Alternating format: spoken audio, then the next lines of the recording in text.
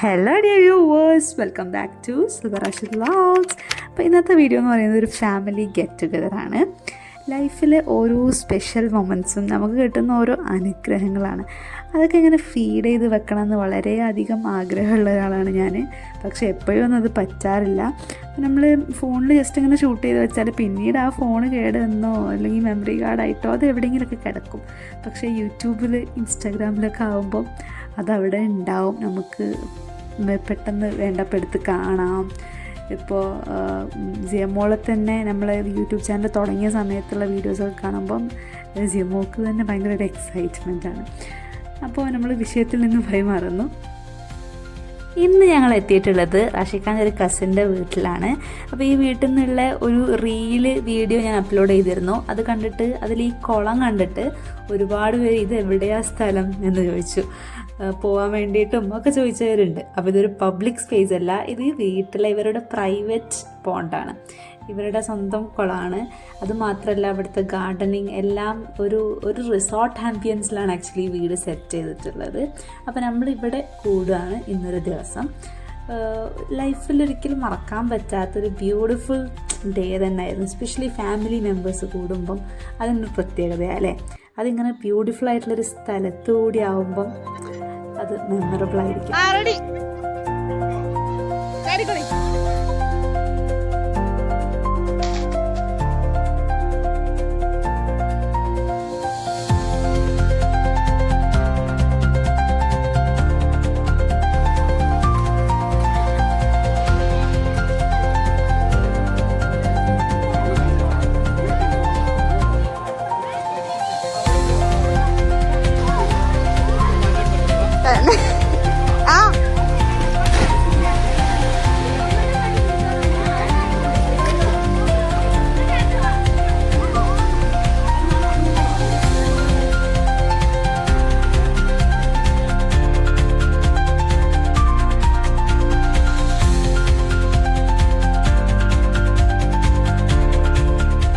കുളത്തിലെ ആഘോഷങ്ങളൊക്കെ കഴിഞ്ഞ് കയറി വന്ന് ഞങ്ങൾ തുടങ്ങിയത് ഒരു സ്വീറ്റ് കോൺ ചിക്കൻ സൂപ്പിലാണ്.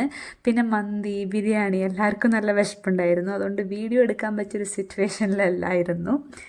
അപ്പോൾ ഇന്നൊരു ബ്യൂട്ടിഫുൾ ഡേ ആയിരുന്നു. എല്ലാവരും മാക്സിമം എൻജോയ് ചെയ്തു. പക്ഷെ ഞങ്ങളിതിൽ മിസ് ചെയ്യുന്ന കുറേ ഫാമിലി മെമ്പേഴ്സ് ഉണ്ട് കേട്ടോ. പല കാരണങ്ങളുകൊണ്ടും വരാൻ പറ്റാത്തവരും ഒക്കെ.